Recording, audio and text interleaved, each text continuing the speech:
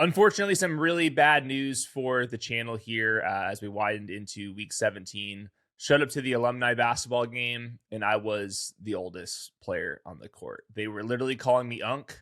My back is so sore right now. The good news is I still kind of got it. Gen Z, they have no post game. I was too much down there.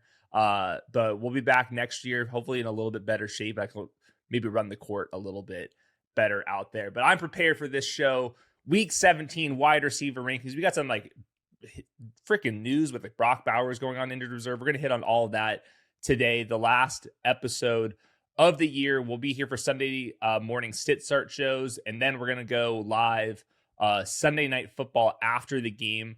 Bring your kind of victory laps. I want to see your teams that made it to the Best Ball Mania finals. I want to see your Yahoo leagues where you won things. Come join us live Sunday night. That's where we will be. But for the wide receivers, this one's pretty obvious. Puka Nacua, last week without Devontae Adams, season high in usage up at 24 points. The Rams projected for 29 points, the second most of the week. If you have Puka, you're in the finals. Good for you. Next up, Ja'Marr Chase. This one's also extremely straightforward. Whenever you see the Bengals projected for 30 points, the highest on the week, you play Ja'Marr Chase. You play Ja'Marr Chase when they're projected for 18 points. So that's especially true when they're projected for 30 points. We'll keep this one moving. JSN, he's the wide receiver 10 this month. But last week you saw it in comeback mode. He just went crazy in the second half of that game. Overtime. It was actually a season high in usage for him. I'm not expecting to see like that much like second half production. They're projected to beat the Carolina Panthers here, but 25.5 point team total. Him and Puka, I'll throw in Christian McCaffrey. There's a couple others. Still that like offensive player of the year, I think is very much up for grabs. JSN and Puka, their numbers right now are about neck and neck for the season. So these are like, to me, the clear top three names. And then the rest of this group will be rounding out the elite wide receiver ones. Let's get both Dallas Cowboys wide receivers on the board here. This is just an awesome spot. The Cowboys are projected for almost 29 points here. The Commanders, both their top corners are on injured reserve. They're benching guys. They're just a mess. You know, it's a total mess, a very vanilla defense on top of that. You can beat these guys down the field. They're really slow over the middle. So I think you'll have George Pickens, like one-on-one opportunities against like Mike Sanders still, who's about half the size. And then CeeDee Lamb working over the middle, running around Bobby Wagner. It's just a really clean spot. Back in week 7, CeeDee Lamb had 110 yards and a touchdown. The Cowboys scored 44 points in that one. George Pickens has been a monster for about all but 2 games this season. So both of them projected for in the 70s in terms of yards in the underdog pick'em lobby. The other 3 wide receivers we talked about, at least at 90. So one's tiny tier down, but these guys are rock solid. I think that George Pickens probably one of the best draft picks of the year. He's like kind of going like the 5th round for a lot of the drafts out there. Is one of our favorite players on the channel. Amon-Ra St. Brown is up next. And really I think that he might be a little bit under projected. I was just looking at his career numbers against Brian Flores. His last 5 games against the Vikings, he's had at least 77 yards in 4 of the 5 games, at least 97 yards. He's scoring touchdowns. That level of production makes sense to me. One, Brian Flores, the more ball you've played, the more you understand what they're trying to do. That's Amon-Ra St. Brown with Jared Goff. On top of that, when they're bringing the blitzes, they stay in too high shells on the back end. How do you beat that? You replace the blitzer underneath where Amon-Ra St. Brown gets the bulk of his target. So he's at 78.5 receiving yards in the pick'em lobby. He typically completely smashes that against Brian Flores. The Lions, while they don't have like a whole lot to play for at this point, Amon-Ra St. Brown and Dan Campbell and all these boys, complete competitors, so I'm not expecting any drop off from them. Chris Olave, just a complete smash out there. Josh noted this. He was one of the guys from an offseason episode with Ryan Heath talking about just first downs per route and how Chris Olave last year in a smaller sample was dominant. There's this like threshold for wide receiver production, And he was one of the guys that was just mispriced based off of that. He's been a total smash. I've been really impressed with the Tyler Shuck stuff. There's a lot of like outside routes, like lots of big kind of corner routes, big out routes, even from the opposite side of the hash marks. We had Chris Olave score a touchdown from the slot, just completely blew by Jets defender. Taysom Hill's throwing them freaking post route touchdowns. But even on some of the misses, those are like downfield routes. So he had a bunch of yards there, but even on his like missed targets, those are like 20 yards, 25 yards down the field. So there's this crazy upside with Chris Olave right now. He even had a touchdown that I'm not going to call it a drop. The defender punched it out, but he almost had a third touchdown, like another 30 yards. And that was a perfect pass from Tyler Shuck. So no Devon Vele. Their top 3 running backs are out. This feels like an awesome spot, regardless of opponent. It's not always going to be against the Jets, but Chris Olave has just been a total monster. Wide receiver 6 on wide receiver 9 usage this month. Jameson Williams, once again, he's a wide receiver 4 on wide receiver 6 usage. You can beat the Vikings down the field, especially on these like kind of crossing routes against the blitzers. If there's more guys in the backfield, there's less guys to tackle guys down the field. I think that he's definitely going to be a little bit more volatile compared to Amon-Ra St. Brown because of the defense that they're running, but you can like really get explosives against the Minnesota Vikings. So Jameson Williams just absolutely deserves the benefit of the doubt. His numbers without Sam Laporta on the field completely speak for themselves this year. Courtland Sutton, man, I just love myself a little bit. Courtland Sutton. I feel like I'm always higher on Courtland Sutton, and more times than not, that pays off.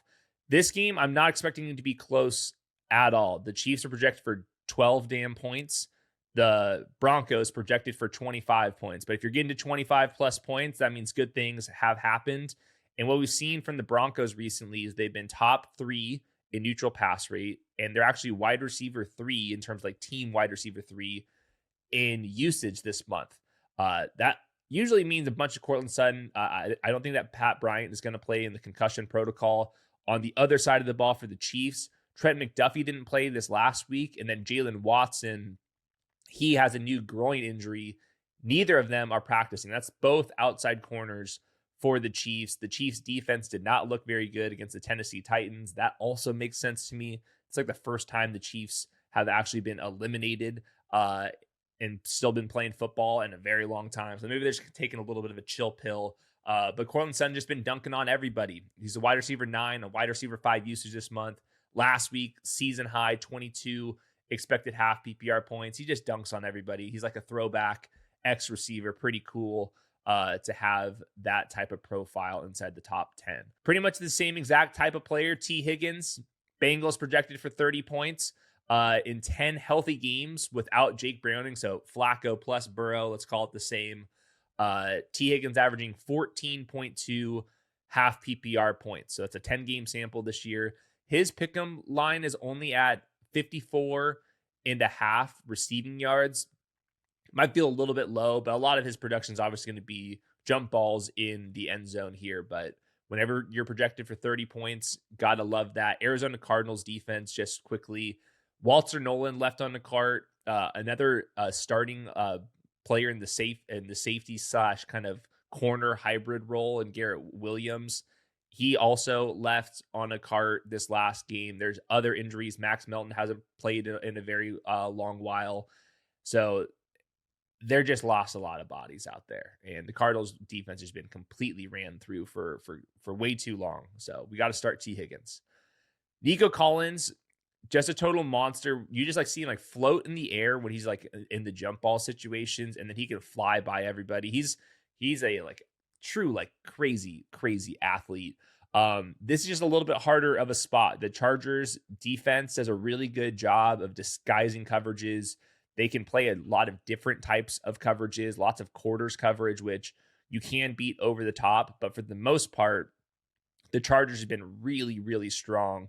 And if you're going to beat them, you kind of beat them on the ground. So I just think where the Texans offense is at versus where the Chargers defense is at, it's not as clean of a spot for Nico Collins this week. You see that in the team total. The Texans are projected for about 19 points in this one. Nico Collins, obviously, total monster here. He's still the wide receiver 7 on wide receiver 14 usage this month. Still projected for 63.5 receiving yards. I don't want to doubt the man at all. I just wanted to acknowledge that the matchup isn't quite as clean as some of the other guys we've talked about so far. Mike Evans up next.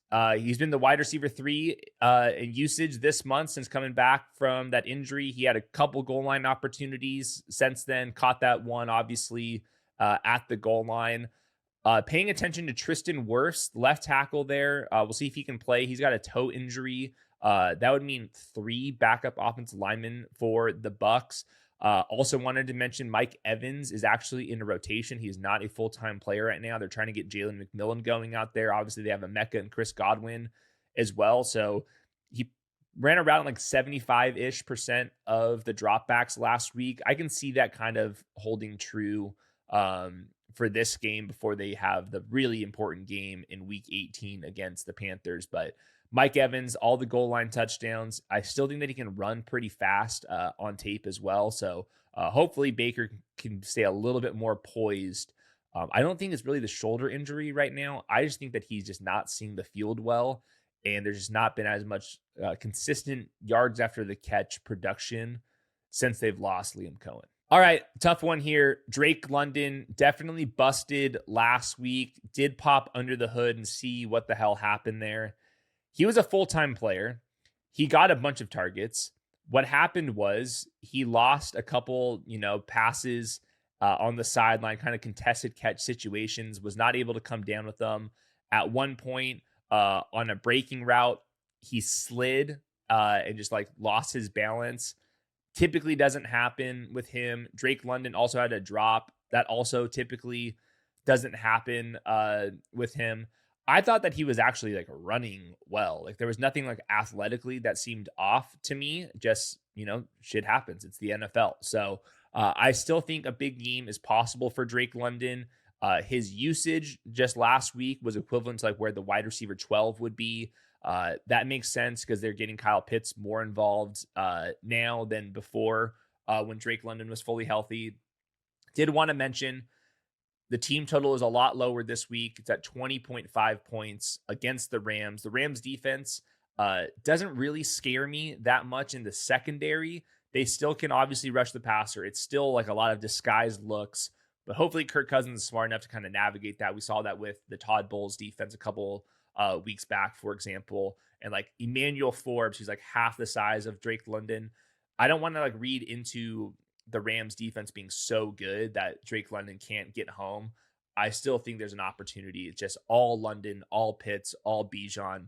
Nobody else in this offense matters at all. So I think that they should be able to get him the rock plenty. AJ Brown, yeah, this is a lot lower than where he typically has been finishing recently. I'm loving the amount of targets he's getting. I've actually liked what the Eagles have kind of done on offense since Nick Sirianni's gone and helped out Kevin Patullo. You're seeing some under center play action stuff. A lot of that's been going to Dallas Goedert.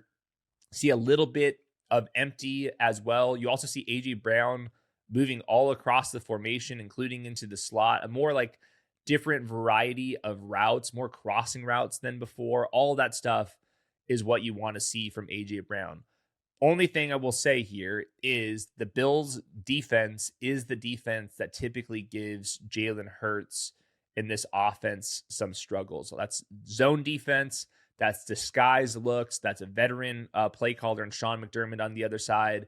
And then I also think that the Bills, their best players on defense are their outside corners. So I think the matchup's a lot harder this week. There's going to be some weather in this one. Weaves, why don't you show that weather, just a little screenshot of the forecast around the East Coast in particular. Turns out December, East Coast, some snow, some rain, some wind. He's going to be battling the elements here. We'll update that on Sunday morning as we get closer to all that. But everything on that side of the country, completely a train wreck. So yeah, everything kind of working against AJ Brown, but still, he's been a total monster this month. Jauan Jennings, everything kind of breaking his way, including the weather. California, turns out weather's pretty nice more times than not. So He's not going to be playing in the elements. I'm not expecting Ricky Pearsall to play.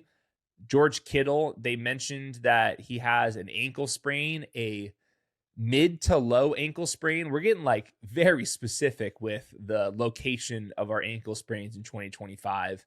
But if he can't play, then Jauan Jennings is going to be a total monster. And even with George Kittle this month, Jauan Jennings is the wide receiver 11 on wide receiver 20 usage. Since Brock Purdy has returned, the 49ers are the best offense in terms of EPA per play.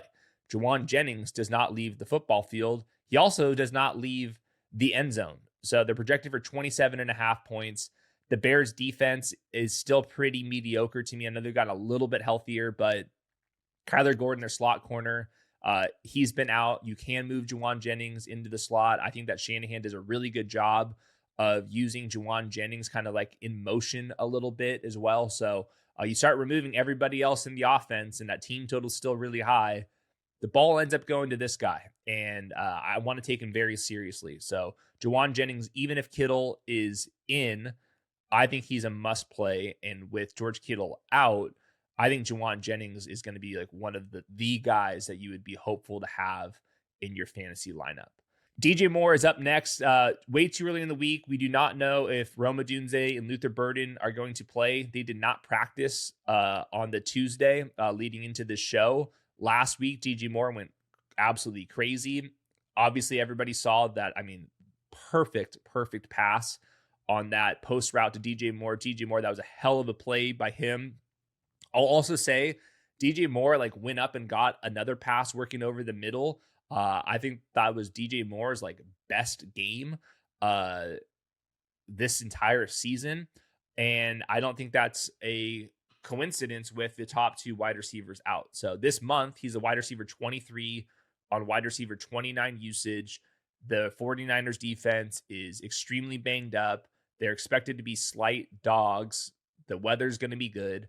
I like kind of everything about the DJ Moore stuff right now, assuming Rome Odunze and Luther Burden can't go. Jakobi Meyers, this one's been pretty straightforward. I know Parker Washington went crazy, but Jakobi Meyers just like, he's automatic for them in the slot, crossing routes. You guys know the deal. Matchup-wise, super clean this week.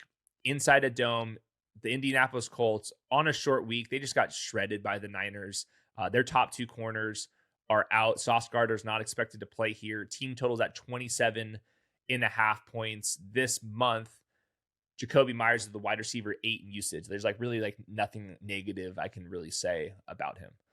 Same thing with Michael Wilson. He ran a route on 80% of the dropbacks last week. They used a lot of like 2 tight end sets out there, so not a full-time player, but Marvin Harrison was even more limited. Marv played about 60% of the snaps. There was a big difference. There was a Marvin Harrison, just go ball in the end zone, high pointed it, jumped, just drops the ball. And then on the flip side, whatever we're calling the Michael Wilson touchdown grab, where I'll say he was very lucky, but does come down with it. He's just been better at the catch point right now.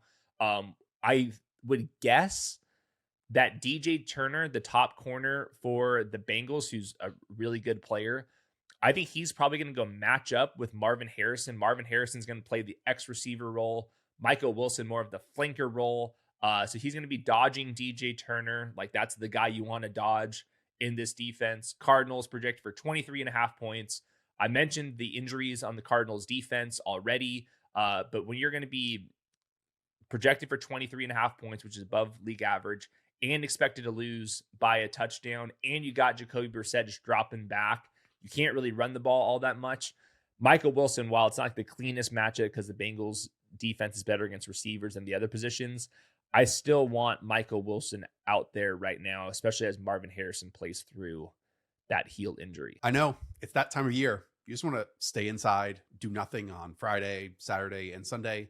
But guess what? There's someone in your life that needs to get out, spread their wings, feel like they've accomplished something. And so if you don't have any ideas, what I'd love to do is pull up the SeatGeek app and see what's going on in my area. Like for me, Nate Bargatze is performing in a couple of days, or I can go see Gunna. 2 different types of people at those events, most likely. Also, someone named Dijon is playing tonight. Look, that's what SeatGeek is great for. Finding new talent out there that maybe becomes your favorite artist. Or if you're struggling for some type of holiday gift, like SeatGeek already has events up for, next year. I can look up something that's coming in April or July, or Alex Warren on June 26th. That's what SeatGeek is good for, getting you or your significant other up out of their seat and making life a bit more enjoyable. Of course, I have a promo code for all of you guys. You can use code FANTASY10 for 10% off your next set of tickets at SeatGeek. That's 10% off any tickets, whether you use it for the first time or not, the app before or not, with promo code FANTASY10. Make sure you click the link in the description to download the app and have the code automatically added to your account so you can use it later. Thank you, SeatGeek. Steph Diggs had a monster game. Matchup was good for him individually. And then when Kayshon Boutte went into the concussion protocol, that allowed Diggs to play even more. So Diggs was out there for like 85% of the snaps. Without Kayshon Boutte, is about 80%, which is actually up versus where he was. This is another perfect spot. I'll call it an eruption spot here. Looking at the passing EPA chart that I always post, the Jets have just been so ridiculous, like the entire season, but especially since the Sauce Gardner trade. Chris Olave just went crazy for him, including like in the slot on like a kind of a double move, which Steph Diggs can totally do here. New England's got a 28-point team total. We'll see if Kayshon can come out of the concussion protocol. We'll see if Travion Henderson can go out of the concussion protocol. But if you start chopping off bodies here, Steph Diggs is going to be forced onto the field more. And I think his tape this entire season has been pretty good. He's been very inconsistent in fantasy because he just does not play that many snaps. But this would be a good spot to just absolutely go crazy. So Steph Diggs, I would call him more of a start than a sit. And we have to kind of choose between the two because he's just been way up and down this entire year. Tetairoa McMillan, whenever the Panthers need to pass the ball, he just goes crazy in fantasy. So he's had 10 games where he's had 7+ targets. In those games, he averages 75 yards per game. In the other games, which are actually wins, it's like the close games that the Panthers win, like the low scoring games, that's when Tetairoa McMillan is a bust. So this is the Seahawks, like very terrified of the Seattle defense. They're only projected for 18 points. But if the Panthers can't be bottom 2, bottom 3 in neutral pass rate, which they want to be, and they have to pass the ball, then the ball ends up going to Tetairoa McMillan. And whenever the ball goes to Tetairoa McMillan, it works. So like we saw it against the Blitz last week with Todd Bowles. I just like when the Panthers are expected to lose. They're 7-point dogs at home in a game that does matter for Carolina. These are the type of games where Tetairoa McMillan gets more targets than usual. And that's when we want to start Tetairoa. So I see Seattle defense. I get nervous for a second, and then I go back to the game script, and he should get targeted. Let's hit that 7+ target number here once again. Brian Thomas is in a perfect bounce back spot. We talked about it. You go to Patrick Surtain Island, you're not going to get the rock. That is not going to be the case here. Just mentioned it. Sauce Gardner still out. Travarius Ward, their other top corner, he's out. So we got backups in the secondary for the Colts. This game's indoor. They're projected for 27 points. I know Brian Thomas is good. They figured out the right role for him. It's a volatile role. It's up and down. You got to live and die by the deep ball with Brian Thomas. But his size, his speed still stands out to me. Trevor Lawrence playing the best ball of his entire career. And this is just an opportunity where that long bomb has a better chance of hitting this week. Maybe they get him on some crossing routes on top of that just because he doesn't have Patrick Surtain in his back pocket. So I would pretty much ignore what happened last week with Brian Thomas. Last note for him, Jacksonville this month, they're now second in neutral pass rate. So it's the Patriots number 1, Jacksonville 2, Broncos 3. That's pretty wild, top 3 there. Then you get to your Cincinnati Bengals at 4th highest in neutral pass rate. So they've been wanting to pass the ball a lot more. I think it's a good spot to go to the Pick'em lobby, 47.5 total yards. You can kind of ladder this one up. There's a lot of ways to play this one. DFS dart throws. I think all that stuff is in play for Brian Thomas. And it would just be pretty hilarious to do like Best Ball Mania absolutely one of the biggest busts in fantasy, not because of injury, just because he was not playing well. And then I think there's a chance that in week 17, the only week that matters, according to sources, I think he has a chance to kind of pop off here. So use promo code the show, play 5, get 75. You can draft him right now in NFL playoffs best ball. You can draft him just for the week 17 slate. For Pick'em, you can kind of drag that bar up for the receiving yards, touchdowns, all that type of stuff. Brian Thomas does seem like somebody that kind of stands out to me based off of the matchup. Wan'Dale Robinson, been very up and down. Obviously, last week we talked about this a lot. Jackson Dart he failed the Brian Flores test. Like a lot of rookie quarterbacks do. That should not be the case against the Raiders, who are arguably tanking with this game, like with the Brock Bowers stuff. We'll see if that matters and translates to the defense, but it's just a very vanilla zone defense with the Raiders. Against those units, Wan'Dale's performed, Jackson Dart has performed. It really was kind of more of the outlier with Brian Flores. Do want to note, though, Andrew Thomas, one of the best left tackles in the NFL, he left with a hamstring injury, so I can see that giving Jackson Dart a little bit of some spooks going on as well. So Wan'Dale's kind of lived in this range since Malik Neighbors' injury, kind of been a volatile player, but I do think that the matchup makes sense. Just a little nervous without Andrew Thomas. Terry McLaurin, this is assuming Josh Johnson is going to go instead of Marcus Mariota. This game's on Christmas. I'll update this if that is not the case. But still, the Cowboys' pass defense is a total embarrassment. Like, even with the third string quarterback probably going to start here, the Commanders are still projected for almost 22 points, which is about league average. Terry McLaurin's just been really good on tape. He's the wide receiver 20 on wide receiver 18 usage this month, like going from Daniels to Mariota to Josh Johnson. Obviously, when you get to like this level of quarterback play, things could really kind of fall off the cliff. But I'm running out of options, and the Cowboys defense is just so bad through the air there right now that I'd rather go to Terry McLaurin and like kind of boom bust wide receiver 3 land than these other guys. Christian Watson, this one's assuming Jordan Love's going to clear concussion protocol. He was limited in practice. It's still very much up in the air. And then if Malik Willis plays, they just run a totally different offense, like way, way, way run heavy. And Malik Willis is dealing with a throwing shoulder injury. So I would have to make some pretty big adjustments if it is Malik Willis. Obviously, Christian Watson's still a monster. But the team total is lower than normal, 21.5 points.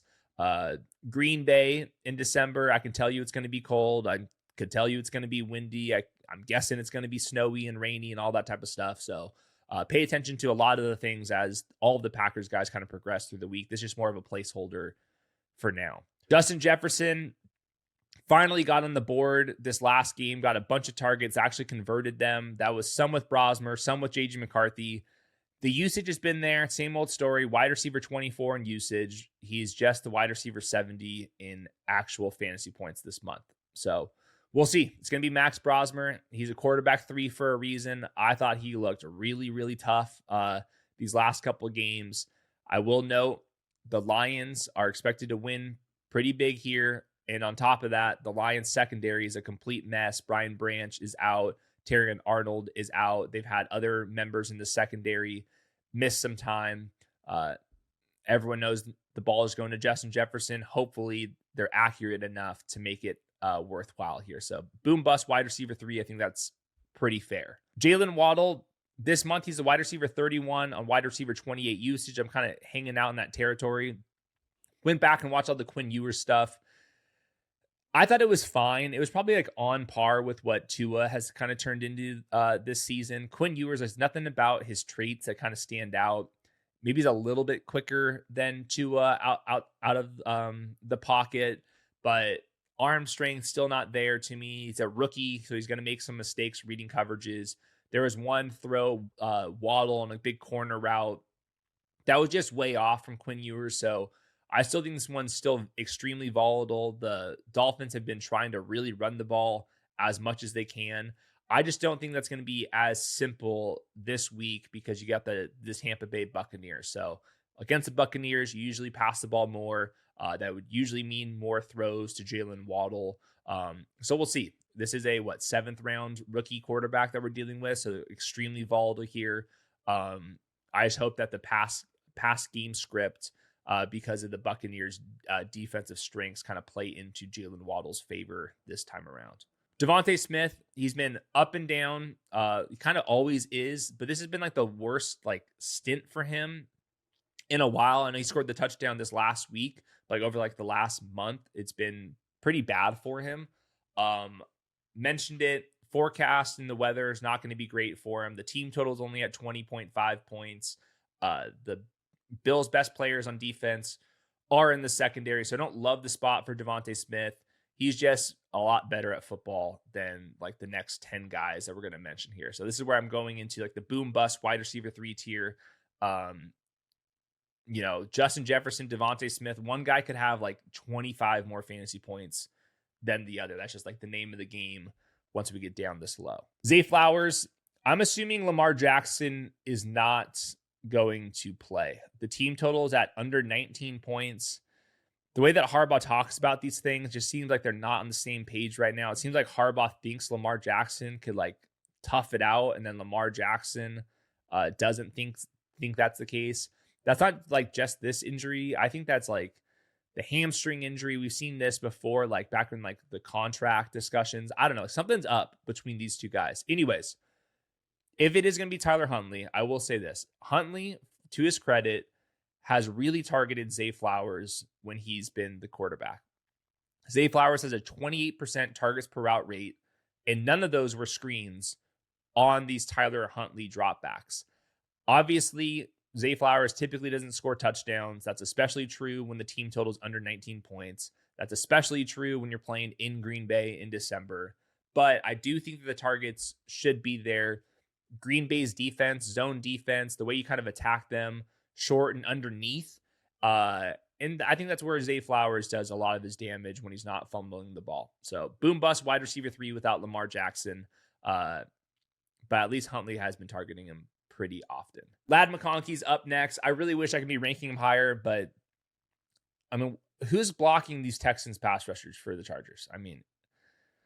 Last week he was under pressure on 51% of his dropbacks, didn't get sacked. That's because Justin Herbert's just the freaking man.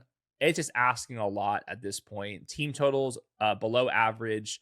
Lad McConkey will see some of Derek Stingley, but the Texans defense is not because of Derek Stingley. Their safeties are good. Kamari Lassiter is pretty dang good. When their linebackers are healthy, they're good in coverage. And then they have the pass rushers on top of that. So they've been rotating all their wide receivers around.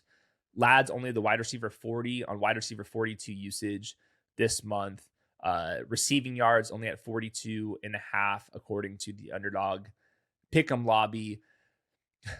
I think he's fine, but the floor remains pretty low. All right, new name. I shouldn't say new. We've had Tre Tucker ranked in this range before. But Brock Bowers goes to injured reserve. Didn't want to hit on this. Brock Bowers last week played 53 of 54 snaps.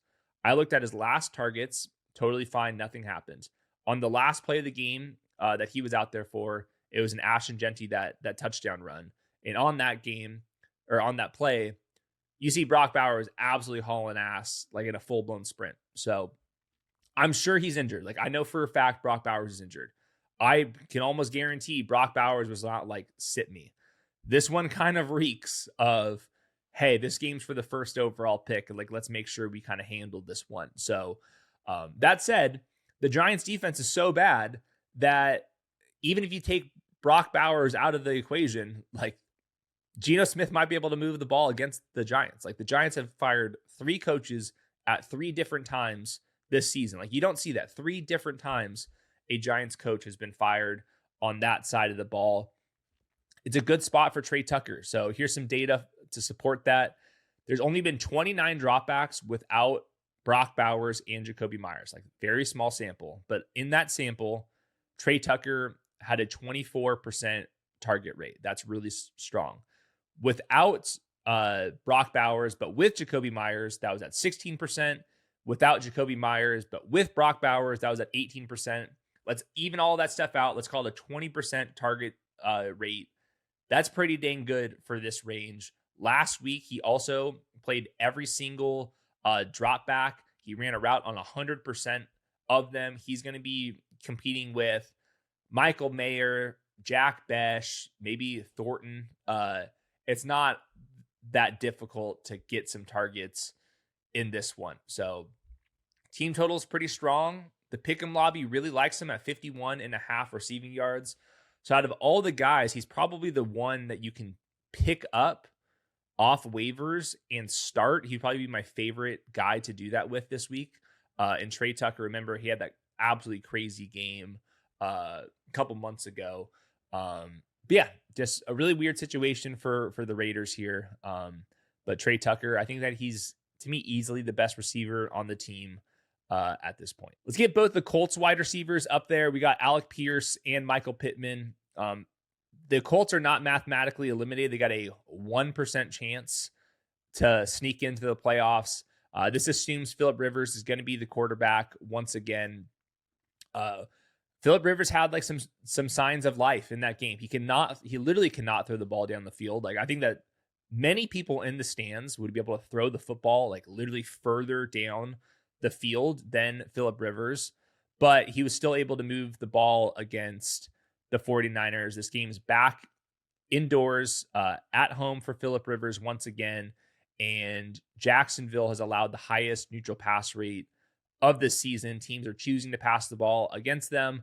That means good things for both Alec Pierce and Pittman. Pittman obviously more in the Phillip Rivers range underneath, but Alec Pierce has been extremely good out there. So definitely a roll of the dice, but I can see the vision. Mack Hollins up here. Yeah, Mack Hollins up here. This is assuming Kayshawn is not going to play. Assumes that the Jets are going to remain lifeless on defense. We see it in the team total. The Patriots are now projected for 28 points. Mack Hollins is not a full-time player, but they do use him in some interesting ways. Like, there is some red zone attempts to him. They do get him on some kind of like trickeration plays. He's been the wide receiver 25 in usage this month. You know, it's a complete roll of the dice. But if I go to the pick'em lobby, let me make sure I have this right, because this one was kind of shocking to me. Mack Hollins pick'em lobby. Yep.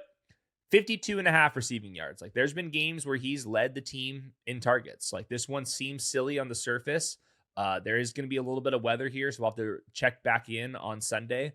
But Mack Hollins, Tre Tucker, we'll get to Kyle Williams in a second. This is the tier. Pick them up right into your dart throw range. Save the day. The whole season kind of relies on these couple guys here for some of you. But those would be my favorite plays in terms of dart throws off the waiver wire. I mean, Marvin Harrison, that drop killed me. He played 62% of the drop backs last week, season low in usage. Like, he's going to get DJ Turner on the outside. He's boom bust. Like, he can always rip off a big play, but he's probably not himself right now. And, it has just not been good enough. So I'm not going to give him the benefit of the doubt. He's at 39.5 receiving yards in the pick'em lobby. I think he's the first wide receiver we've talked about that's under 40. So that makes sense. He's got more upside than a lot of the guys in that range, but there's no floor right now with Marvin Harrison. Deebo Samuel, same thing with him. It's all about the Cowboys defense. Deebo Samuel has not been nearly as good since Terry McLaurin's been back. Last week was a season low in usage for him, under 5 expected half PPR points. He's only the wide receiver 38 in usage. This month, it really is just like a blind, you know what, Deebo Samuel against the Cowboys defense. Let's take a chance there. But there's nothing else about this that I love. Adonai Mitchell, if you want to rank him higher than this and play him, like, there is some data to support that. He is the wide receiver 24 on wide receiver 17 usage this month. I'm just not sure how much Brady Cook I can stomach at this point. The Jets are projected for under 15 points. Adonai Mitchell is going to go see Christian Gonzalez, who can like match up size speed wise with Adonai Mitchell. Not every corner can. because he is like that athletically gifted. But Christian Gonzalez is one of those guys. There's going to be some rain. Brady Cook makes me absolutely nervous. So not totally in love with it. Parker Washington had a monster game. It's another good spot. We've talked about this. Is the third Jacksonville wide receiver indoors. Colts secondary is banged up. Do want to note that unlike last week where the Broncos, the way you beat them is in the slot, right now against the Colts, you can just beat them on the perimeter. So I would be surprised if we saw the same amount of targets Parker Washington in this game, but Jacksonville is passing the ball at the second highest rate in neutral situations this month. So he's definitely in play. Troy Franklin up next. Pat Bryant went on is in the concussion protocol. He actually left on a stretcher on one of the last plays of the game. He's been a top 36 wide receiver when he's been the number 2. I'm expecting that to be the case here. Talked about this with Sutton. Both the Chiefs' top 2 corners are on the injury report. McDuffie didn't play this last game, so it's a lot easier right now for Troy Franklin to kind of squeak on in as a wide receiver 3 now than before. Chris Godwin, been very up and down. I think the Buccaneers offense is just very average. That would be especially true if Tristan Wirfs can't play. Chris Godwin this month, wide receiver 33 on wide receiver 31 usage. They're kind of rotating everybody around. Chris Godwin's kind of been the one that's playing the most snaps, but that can change at any moment. Don't see a ton of upside with Chris Godwin at this point. Probably the funnest conversation we're going to have is Kyle Williams. And maybe the more I think about this, I might end up moving him up, and up. Last week, Kayshon Boutte was not out there for 16 of the Patriots dropbacks. Kyle Williams on those 16 dropbacks was running a route on 13 of them. So that's over an 80% mark. Steph Diggs was at 12 of 16. Mack Hollins was 9 of 16. So Kyle Williams made that fantastic play over the shoulder in the end zone. He's showed that he can absolutely run like 22 miles per hour after the catch in separate games out there. So it's all about getting on the football field. Drake May wants to win vertical. That's the whole point for Kyle Williams, ex-receiver, win vertical. So I do think there's like legitimate upside here. Let's see if we have him in the pick'em lobby yet.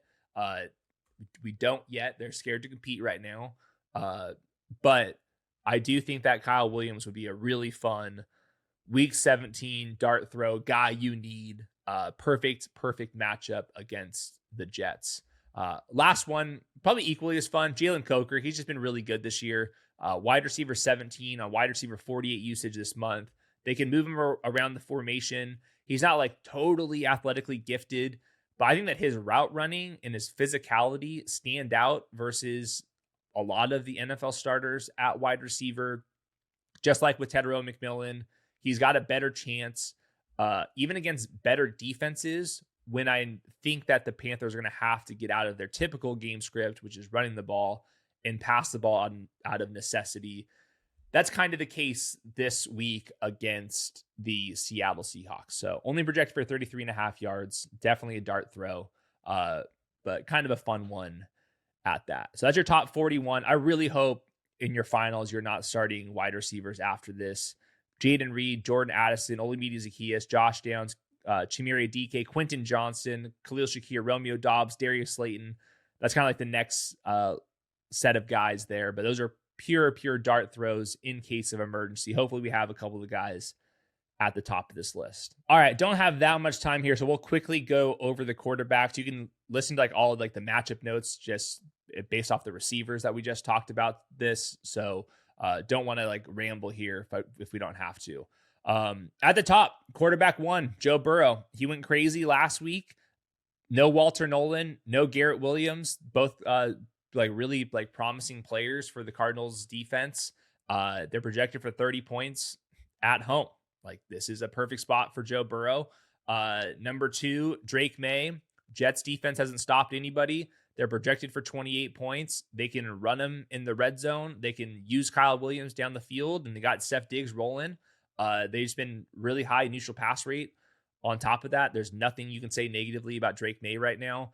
Dak Prescott, once again, Commanders missing their top 2 corners. They're arguably tanking on defense. They're really slow up the spine. They have like no size on the perimeter. They're projected for 29 points. Love Dak Prescott. Matthew Stafford. What could you say negatively about him? Even when I ranked him low last week, goes absolutely freaking crazy. That was against the Seahawks in Seattle. Like, that was not supposed to happen. And he goes out there and hangs almost 500 freaking yards. So this is a much cleaner matchup against the Falcons. If they beat the Falcons, not only do they help their playoff odds and their seeding, but you also get a better draft pick in return. So like, this is kind of a double whammy for Matthew Stafford, Sean McVay, and the boys over there in LA. I think they'll go crazy against the Falcons defense. Josh Allen. This is the lowest I'll probably ever rank him, but his spot is a lot more difficult than the kind of statue-ish quarterbacks ranked ahead of him. The team total is only at 22.5 points. Like all the other quarterbacks we've talked about, 28, 29, 30 points. So the difference of like a real touchdown. The Eagles defense is really good. You know, it's Jalen Carter, but Josh Allen, for the most part, it's pretty unlikely that you have somebody else to replace him with. I can see him having a little bit of a quieter game. But Josh Allen's just been like clearly the fantasy quarterback one for quite a while at this point. So benefit of the doubt. Trevor Lawrence, Brock Purdy, Caleb, Jacoby, Bo Nix. I think all these guys are pretty strong quarterback ones. So with Trevor Lawrence, he's playing the best ball of his career. They're second highest in neutral pass rate this month. They're sixth highest in projected points, up at 27. Indoor game, Colts short week. They just got obliterated by the 49ers. They are really bad at outside corner. They have Brian Thomas and Jakobi Meyers out there. And we're starting to see like a bunch of like free production after the catch. We've seen that especially with Travis Etienne the last couple weeks. That's all because of Liam Cohen. So Trevor Lawrence is benefiting from that. He's like making plays with his legs on top of it. So I think he's a firm quarterback one. Brock Purdy takes a hit because no Ricky Pearsall, no George Kittle. But Purdy's moving around a whole lot better since that toe injury. They got the bye week to kind of settle him down. They're projected for 27.5 points. The Chicago Bears can absolutely put up a bunch of points against the 49ers defense. So this one has like shootout potential to me. Since he's returned, 49ers first in EPA per play. Christian McCaffrey, his just route running, like it's not like the other, 31 NFL starting running backs. They're like using him down the field. So like even when you don't have Kittle and Pearsall, Christian McCaffrey is like a real threat to like win like slot fades and stuff. It's actually insane. But got Jauan Jennings on top of it. He can run around. Full faith in Kyle Shanahan in kind of a must-win game for the 49ers. Like they still have a chance to be the first seed. So really important game. Caleb Williams on the other side of the ball. He's been awesome. Obviously, the explosives are there. When he is taking off and running, there are not many quarterbacks that are faster than he is right now. So they're still projected for 25 points. This should not be a weather game for him. The 49ers pass rush had like some signs of life last week, but for every other game without Nick Bosa, they have not been able to rush the passer. All of Caleb Williams' best stuff comes in that third, fourth, fifth second after the snap. And he should have a lot of those opportunities here because the 49ers pass rush. Jacoby Brissett, they're expected to lose by 7 points. So game script's on his side. They're also still projected to score 23 points, which means that he's still going to have touchdowns. Trey McBride's in like the best matchup you can possibly imagine against the Bengals, linebackers and safety. So Trey McBride's going to go absolutely crazy. And Jacoby Brissett's going to drop back a million times. So he's been a fantasy quarterback one for quite a while, and I'm not expecting that to change here. Bo Nix, top 3 in neutral pass rate this month, since that's kind of been the case since they've lost J.K. Dobbins. That means more air yards. That means more Courtland Sutton. That means more scramble potential for Bo Nix here. Kansas City defense threw in the towel last week. No Trent McDuffie. Potentially no Jalen Watson as well at outside corner. Very clean spot for them. They got a lot to play for with that first seed. Baker Mayfield, we'll see about Tristan Wirf's status with that toe injury, but he's got all of his wide receivers rocking and rolling. This is a pretty clean matchup individually. They're projected for 26 points. Miami, better weather than other parts of the country at this point. So yeah, Baker Mayfield, his film has just been not very consistent, but he still runs around enough. He can definitely get hot in the game. You like the goal line touchdown that he had to Mike Evans. So better in fantasy than in real life at this point. Jalen Hurts, about as low as I can possibly rank them. They're only projected for 21 points. We got, slow pace game because the Bills run the ball. The Eagles will run the ball. I've liked some of the wrinkles the Eagles offense has done the last couple weeks here. But everything about Sean McDermott, just disguising looks, lots of zone coverage. Like that's when you start seeing Jalen Hurts escape to the right and throw the ball away. So we'll see. I think that Lane Johnson is due back here. That would be a big boost. I might move him up a couple spots if we do get that confirmed. But yeah, more of a boom bust quarterback one than like an absolute must play for Hurts. Jared Goff, they're projected for a bunch of points. They've been able to handle the Brian Flores defense. That makes sense to me. Veteran offense over there. Do want to say they had a center that I'd never even heard of last week. And then Christian Mahogany, a second-year player at guard, was coming back from injury early. The offensive line was just like not good enough. Now that meant they couldn't run the ball, which meant more pass attempts for Jared Goff last week. It does make me a little bit nervous when you're facing the Vikings and their defensive tackles, their edge rushers, and that scheme when the offensive line right now is just like in the worst shape it's been in a while. So still projected for a bunch of points, but more of a upside quarterback too. Same thing with Sam Darnold. This is kind of where he just lived for quite a while. The team total is really strong, 25.5 points. They have a lot to play for. They've been passing the ball a little bit more recently. I think that's because they've got like full complement, 3 wide receivers. AJ Barner, obviously JSN's going crazy. So Sam Darnold, he's been more of an upside quarterback too. I don't see anything changing that picture right now. Jackson Dart, I've moved him down a little bit because the quarterback design stuff just keeps going up and down. Like last week, we didn't see it. 2 weeks ago, we did see it.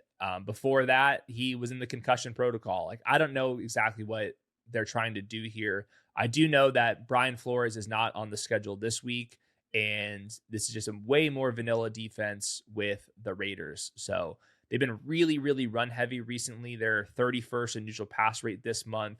And if he's not going to be as part of that, then his fantasy stock does begin to take a little bit of a hit. Tyler Shuck, since week 10, he's the quarterback 12 in fantasy. We saw those, like zone read moments from him, but for the most part, just been like operating inside the pocket. Ball kind of explodes out of his hands, if I'm being honest, and they just like really like him out there. Like mental capacity seems really strong. They're projected for 21 points. It's a Tennessee Titans defense out there, so it's like another clean matchup for him. So I do think that Tyler Shuck is like somebody off waiver wire. Like let's say you lost Mahomes or you lost Lamar Jackson, you name it. I do think that Tyler Shuck could be one of the guys to kind of save the day. Justin Herbert, it just makes me nervous when you're facing the Texans defensive line. Everyone knows that. Team total is pretty low, under 21 points. He was incredible last week. He's even running around more. So that's maybe like where the offense can kind of feel stuck. But in fantasy, his numbers have been a little bit better because he will take off and run. It's just a lot to ask for right now with Justin Herbert. Jordan Love, limited in the concussion protocol, plays on Saturday night. So we'll know well ahead of time if he's going to be playing or not. Ravens defense right now, pass rush is like pretty mediocre. And then their secondary, they've got like a lot of talent back there, but more coverage bust, been a little bit more up and down. Like Marlon Humphrey's been beat down the field. So not the cleanest spot, only projected for 21.5 points, but Jordan Love is kind of where he's been for a lot of the season. CJ Stroud coming off of a dud week. You got the Chargers defense. They're really good. They're on the road, not projected for a whole lot. Kirk Cousins, they're also not projected for a whole lot against the Rams. Tough matchup. Bryce Young, tough matchup against the Seahawks. Geno Smith, no Brock Bowers. Very good matchup, though, otherwise. Aaron Rodgers, tough matchup against the Browns in weather. No DK Metcalf. Cam Ward, it's the Tennessee Titans. You can only rank them so high. Tyler Huntley,